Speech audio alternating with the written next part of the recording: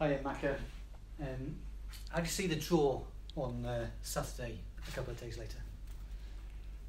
Yeah, I think to concede late on is disappointing because we were in a good position, and the 3 subs come on, had a real impact in the game and changed the game and put us back on the front foot, got us the 2 goals. So when you're 2-1 up, you're expecting to kind of hold out. But we went through it and we know we can improve and get better on that. But overall, looking at the big picture, unbeaten in 4, an unbelievable week through the fixtures we had, away to Sheffield, away to Middlesbrough, home to Wigan, 3 real tough games, and the lads come through with 7 points, which is a massive points tally at this time in the campaign, this stage of the season. So if we get that every week, that 7 points, that'd be lovely. It's not a bad return. So no, massive 7 points on a tough week. Yeah, absolutely. 3 defeats in the last 21 league games. That's a great record. Yeah, but do you think maybe a bit of tiredness at the end there, maybe two tough away trips? We were speaking to Paul Cook after the game, and he said he was saying obviously Wigan hadn't had any games in that week, and obviously City have been on the road twice. So was that a factor, do you think? No, I don't think it is. The lads, we didn't start well. The first half were a bit flat, and we lacked a little bit of spark. We had a fit group. I mean, it's a young, hungry squad, and a fit group of lads, more than a match for anyone. And we play at such an intensity. We're very front-footed, with high energy. So maybe it did a little bit, but the lads are mentally strong, and I don't think that was a fact. I just think a few little errors and a goal in the last minute, kind of switching off and not taking responsibility in the box, kind of thing. With a lot of numbers to deal with it, but everyone got attracted to the ball, and then we didn't follow in the rebounds. So it's the basics, really. But no, I mean, you got to take the positive. 7 points out of 9 is a huge return. A bit unlucky maybe to not get the foul. It looked like from what I've seen of the goal again, it looked like a bit like a stray elbow in Thomas's face there. But I guess sometimes you get those, sometimes you don't. Yeah, exactly that. Sometimes you get them, sometimes you don't. You just got to deal with it afterwards and make sure you do the right things after. It's just one of those things. Plenty of positives though, as you're saying there, and Matt Taylor, goal and assist, that's not bad, and I think it's now 4 goals, 5 assists in 9 league starts for Matty this season, so that's a bonus, isn't it, I guess, for maybe his form as Andy Lyman's out at the moment. Yeah, it's a big plus. Matty comes back in, has an effect in the game, gets a great goal, a great ball by Nicholas, and he's been patient, Matty. Every time he comes on, he's a real bright spark, so it shows you the strength and depth we've got. We spoke about it earlier in the season. I mean, the strength and depth we've got is excellent, and whenever anyone gets injured and there's a chance for someone to step up, they really do produce. So it's great to have that, and it's a great dilemma for the gaffer on team selection for Tuesday. Yeah, likewise, I guess Nicholas Eliasson and Casey Palmer coming in, both having really good contributions, strong bench at the moment, isn't it? What do you make of Fam Jesus' form? Because I think he's due a goal personally. He's working so hard up there, isn't he? And maybe just needs a bit of luck. Yeah, I think he's been outstanding. He's a real platform for us to build off of. His hold-up play has been excellent. He runs in behind, he comes to feet, he's strong. Like you say, just needs a goal or two. But as a team player, his work rate and is infectious, and he's been excellent. And he just needs a goal or two. But what he does for the team when he doesn't score is huge. So he's a big player for us. How's Andy doing at the moment? Obviously, I think Lee said the other day that basically, the situation was better than what the club first thought. It might have been broken. It looked like his foot might have been broken, but maybe that's not the case now. Is he definitely ruled out for tomorrow?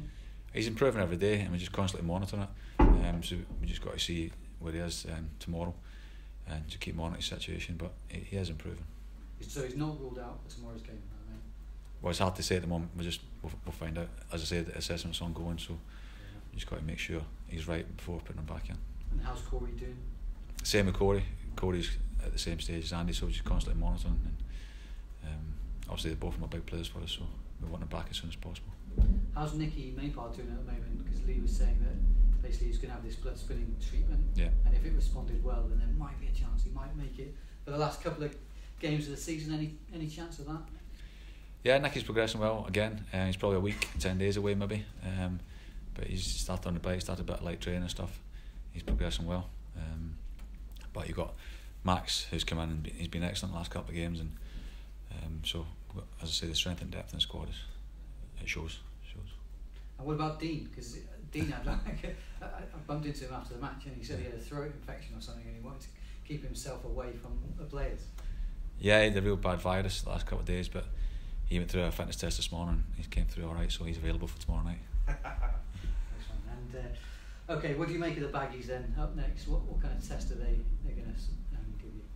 Yeah, they're a good side. They're fourth in the league, and they're there for a reason. They've got real quality in the squad. They've done well since the new manager came in. But we feel as if we've got enough to cause them problems, and I mean it's a great game under the lights in front of the Sky cameras on Tuesday night, full house, and if the fans can be as loud as we were on Saturday, then I'm sure we can reward them with 3 points if we perform the way we can. Hegazi a big miss for them? Yeah, he's been a big player for them, but they've got Bartley can come in and play there, and they've got Dawson who can come in and play there, so they've got real quality as well. So, but we want to try and close the gap on Tuesday night to them, and look up and see if we can close that gap. Obviously, so many games this month. I think it's 8 altogether, 7 or 8 this month. Do you have to do anything special on the recovery front? Basically, piling them into the old, I can't remember what they call it, the frozen boxes, the ice. Yeah, the cryo chamber. Yeah, that's it, the cryotherapy. Yeah. I mean, to be fair to sports science and to be fair to the lads, the nutrition, the rehab, sort of recovery sessions are excellent. That's key at this time of the season to make sure the boys recover and they get the right food, nutrition, and make sure they're ready for the next game. It's massive, especially the way we play. But our sports science are excellent at that, and the lads have got everything. There's no stone left unturned. Great to hear. And just finally, just wanted to ask you your opinions on Jay De Silva. Obviously, you were left back, and how do you see Jay doing this season? He's obviously been involved a lot recently. Yeah, I think he's been brilliant. He's such a great character, so calm, composed, and chilled. But on the pitch, he just delivers. He's got real quality, and a lot of people think they can expose him at the back post, but he's got a great leap, good timing. He uses his body well. No, he's a great young fullback. He's got a big future in the game. Obviously, he's played a lot recently, and Jack Hunt on the other side as well. Do you think you'll have to make a lot of changes? Maybe, well, not a lot of changes, but will you have to make changes at some point this month? I guess because you can't be playing the same players all the time. Would you not agree with that sort of assessment? It's a hard one because we've got such real strength and depth. You've got Lloyd that can play there. You've got Eros, Bales, or at right back as well as Jack. Real strength and depth, and whoever comes in will do a good job. But if you're winning every week, then it kind of easy to pick a team. It just depends. Every game's different. We might want to change formation or change what we need. Different fullbacks have different strengths, so it's game to game really.